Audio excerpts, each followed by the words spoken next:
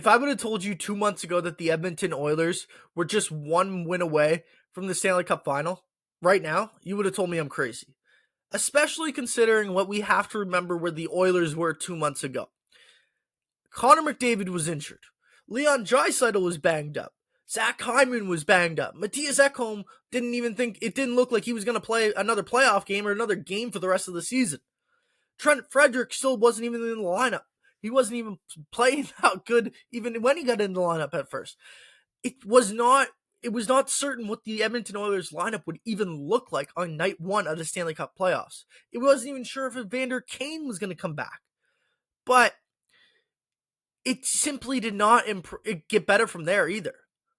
They went down 2-0 to the Los Angeles Kings. And if you would have asked anyone in that moment, other than Luke Gazdic, who truly believed they were okay, no one would have thought that the Edmonton Oilers would have won that series. Everyone thought the Los Angeles Kings were finally going to beat the Edmonton Oilers. The Edmonton Oilers were down 2-0 to the Los Angeles Kings, okay? The Edmonton Oilers were near minutes away from going down 3-0 to the Los Angeles Kings. They were near seconds away from going down 3-1 to the Los Angeles Kings before Evan Bouchard tied the game with 30 seconds left. And then Leon Draisaitl scored the overtime winner. Everything has changed from that moment for the Edmonton Oilers in the 2025 playoffs. They are 11-2 in their last 13 games since then with a plus 23 goal differential. They are getting elite goaltending from whoever's in the net, whether it be Stuart Skinner or Calvin Pickard. They're getting great defensive play from their whole D-corps without Matthias Ekholm. They are getting depth scoring from everyone on this roster. They don't need 97 and 29 to carry them like they did last year. The Edmonton Oilers look like the unbeatable team right now, and it looks like no one or nothing is going to get in their way of stopping them from winning the Stanley Cup this season. I'm Justin Arnberg. Welcome back to another video on Justin Sports. If you like the content that you see, be sure to give it a like, be sure to give me a subscribe, and be sure to give me a comment. Let me know what other content you want to see, because we just do regular hockey news videos every single day that is just going to be trending in your For You page. Now, if you don't follow me on Instagram, TikTok, or X, please do so, because I guarantee you if you like hockey content, you're going to like what you see over there as well. It's totally different from what you see over here. So, please give that a like and follow. But let's get into today's video about the Edmonton Oilers, because there's a whole bunch of stuff that we have to talk about. First off, the defense. The defense is playing super well. And who would have thought with a D-corps or D-corps at this point in the season, without Matthias Ekholm, the Edmonton Oilers would be where they are. No one would have think that. Like, here's what they're working with right now. Brett Kulak and Evan Bouchard on their top pair. Darnell Nurse and Troy Stecher. Jake Wallman and John Klingberg rounds out their third pair. Okay. How many offensive defensemen are on this thing right now? Half of them. Half of them don't even play defense half the time. But there's something that has just clicked with them in the last month, that all of them are bought into playing a great defensive game. Connor McDavid has said it multiple times in the media. Leon Draisaitl has said it multiple times in the media that they're a good defensive team. Well, they weren't believable before this last month. They were not. Evan Bouchard was terrible in his own zone. Still is not the best. But there's something going on with Evan Bouchard right now. It's called playoff Evan Bouchard. When the playoffs come around, Evan Bouchard goes from, Evan Bouchard, who's a pretty good defenseman, offensive defenseman in the regular season, to better than Cale Makar in the playoffs. It's just ridiculous what Evan Bouchard does in the playoffs. That's why he's probably going to get more than $10 million in an offer sheet this year, or from the Edmonton Oilers. But it's just crazy to think about with that. Now, the craziest part about this is, for the Edmonton Oilers, they're one win away from going to the Stanley Cup Final, and they haven't played Matthias Ekholm yet. I'm not saying Matthias Ekholm isn't an improvement. Obviously, if they get Matthias Ekholm back in the lineup, that makes their defensive core even better. He's the best defensive defenseman they have on the entire roster, and definitely would improve anything that they do defensively. But They're playing so well defensively right now. I don't even know if you need Mattias Ekholm to win the Stanley Cup if you're the Edmonton Oilers. It's just that good right now. It's playing that well. The chemistry is there right now. Troy Stecher, who I mentioned earlier, has stepped up in a massive way and is playing some of the best hockey we've ever seen him play. And it's all happening in the 2025 playoffs. That is the reasoning number one, is the defense is playing so well that the Edmonton Oilers might not even need Mattias Ekholm to be in the lineup, which no one would have thought was possible 2 months ago. Everyone thought they weren't even going to get past the first round without Mattias Ekholm. It turns out they might not even need him to win the whole damn thing. It's that impressive how much the Edmonton Oilers defense has stepped up over the last month and a half here. Now, the next thing, goaltending. Who would have thought, okay? Who would have thought that Stuart Skinner would be beating out Jake Ottinger for the second year in a row when it comes to the Western Conference Finals and who is having the better numbers? Stuart Skinner is playing out of his mind. Out of his mind. He's got a shutout in game 2. He left in 2 goals in game 3 and left in 1 goal in game 4. And guess what? Game 4, arguably his best performance. It's not even close. He was peppered with shots in the first period. 17 to be exact. And he gave up none. He's playing unreal. This is the best hockey I've seen Stuart Skinner play. The ups and the downs they're going to happen with Stuart Skinner. But out of the 4 conference final goaltenders, he is playing the best out of all 4 of them. It's not even a question. Stuart Skinner has upped his game and found a new level to his game that Jake Ottinger just seems not to have right now. And it's not to say Jake Ottinger's been bad, because Jake Ottinger's been pretty damn good. But Stuart Skinner has just become Patrick Waugh in the playoffs. I don't know what happened there. I don't know. But Stuart Skinner has just become Patrick Waugh in the playoffs. It's ridiculous. But that is reasoning number 2 for the Edmonton Oilers and why they're 1 win away from the Stanley Cup Final. It's due to Stuart Skinner stepping up his game. And it just does not stop there. The Edmonton Oilers can tell that Roope Hintz is injured. Like, it's not even a question. Evan Bouchard literally slashes the top of Roope Hintz's foot last night. Is that dirty? Is that allowed? Like, you know, you can argue that, but the Edmonton Oilers know where the injury is, and they're going to take advantage of it, and they're going to try and put Roope Hintz in a rough situation. That's just the way the NHL playoffs go. And Roope Hintz has dealt with trying to play through it. Credit to him, because he's still playing through it. You can see he's not going at 100% anymore because he's injured. And it sucks because you lost your number one center for the Dallas Stars. But unfortunately, the Edmonton Oilers see a weakness, and they're going to take advantage of it. That's just playoff hockey. It's just as simple as that. But I don't know. So we went over already the defense. We went over Stuart Skinner.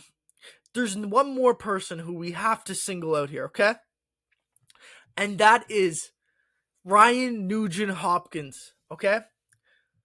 Ryan Nugent-Hopkins has been unreal so far in the playoffs and has stepped up his game even more in this Western Conference Finals.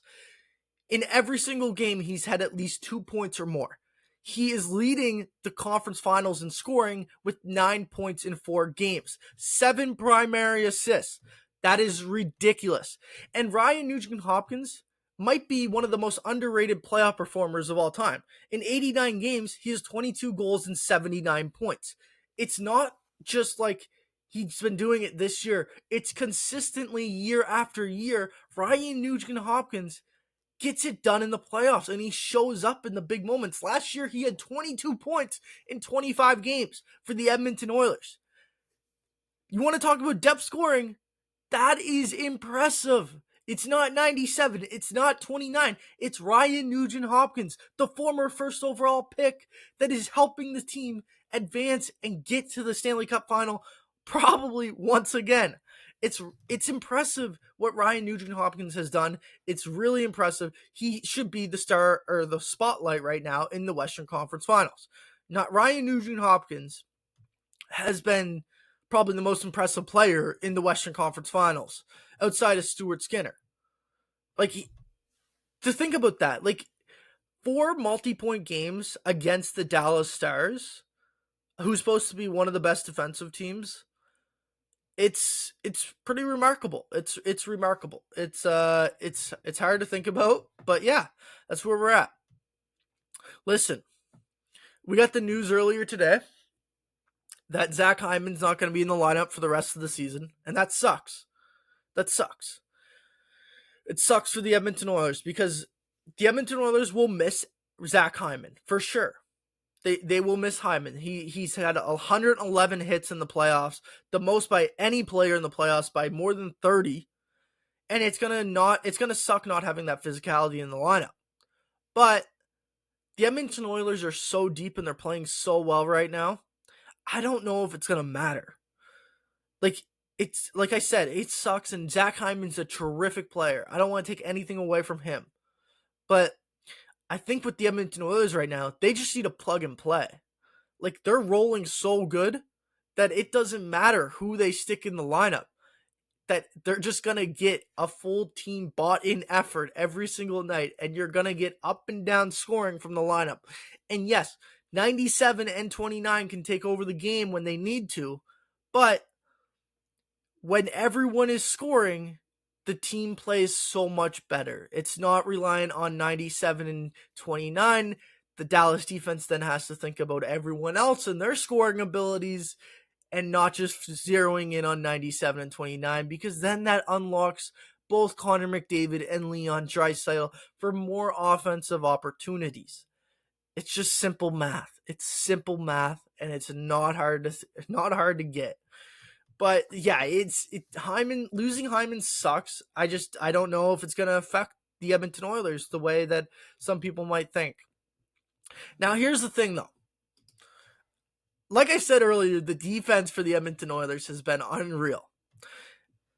The lack of scoring for the Dallas Stars is pretty crazy. Tyler Seguin in 4 games is their leading scorer with 2 goals and 1 assist for 3 points. Jason Robertson, 2 goals, 1 assist for 3 points as well. And Mikael Granlund, 1 goal, 2 points, or 2 assists for 3 points as well.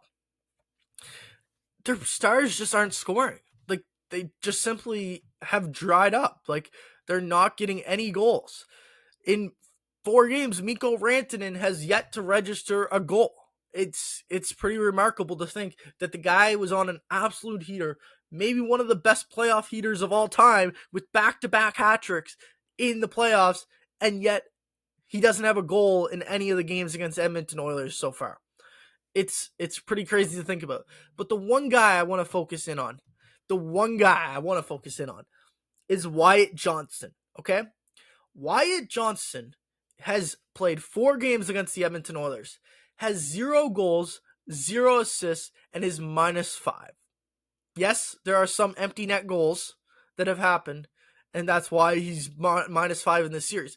But he's also -18 for the playoffs. Wyatt Johnston has struggled immensely. Like, it's noticeable. Like, he's not able to score and not able to do the things that he was able to do in the regular season. And Wyatt Johnston's a damn good player. But Wyatt Johnston needs to find his game if the Dallas Stars are going to have any chance of even extending this series to 6 games. They need Wyatt Johnston, the guy that they gave 5 years, $8.4 million to step up and find the back of the net. Because we know that that's in there. Wyatt Johnston has an unbelievable shot. But just so far in the playoffs, he has not looked like himself. And I don't know if it's maybe injuries or something else, but it's been a rough sledding for Wyatt Johnston in the 2025 NHL playoffs. Like, it's hard to watch for him right now, and it's not usually like that for him. But yeah, it's lack of scoring for the Dallas Stars. It's hard right now. Final 2 things we have to talk about just quickly.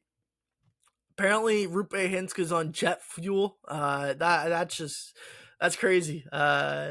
It's obviously just a name they have for the bottle of whatever electrolyte Rupe Hinsk is drinking, but for them to label it jet fuel, that's props to the strength and conditioning coach or whoever it is that is giving Rupe Hintz his electrolytes, because that's pretty impressive.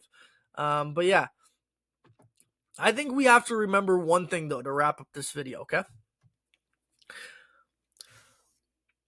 the Edmonton Oilers are really good. The Dallas Stars are really good. But here's the kicker. There's like a twitch or a little twinkle in Connor McDavid's eyes right now and Leon Draisaitl's eyes that just looks like they're going to eliminate whoever stands in their way. And yes, right now it's the Dallas Stars, and they look like they're overwhelmed. They look like the Edmonton Oilers have gotten to them, and the only way that they're going to beat the Edmonton Oilers is in a track meet. And they can't seem to even do that because Stuart Skinner has played unreal. The Dallas Stars have to be one of the deepest teams I've seen in the last 25 years. If you go look at all four lines, they have Jamie Benn on their fourth line. That is ridiculous. They are one of the deepest teams from the front end to the back end, and even the goaltender. And the Edmonton Oilers just look like they have another level where, like I said, no one is going to stop this team. It's not saying that the Dallas Stars aren't a good team. The Edmonton Oilers just might be the team of destiny. That's what the difference is right now. The Edmonton Oilers are just playing the best hockey that they've ever played, and even better than last year. This team looks a lot better than last year's team, and the simple reason is they don't need 97 and 29 to go out there and score every single goal, or at least 70% of the goals. They're getting up and down scoring, like we've been saying, from every single player on the roster. So don't be hard on Dallas. Just don't be hard on Dallas, because Dallas is a really good team. They might have just ran into the team of destiny, though. That just about does it, though, for this video. I hope you enjoyed it, and I hope you understand why the Edmonton Oilers should be considered the Cup favorites at this point, because I think they should. But yeah, if you like the video, give it a like, subscribe, and let me know in the comments if you want to see more content like this. But have a good day, and peace.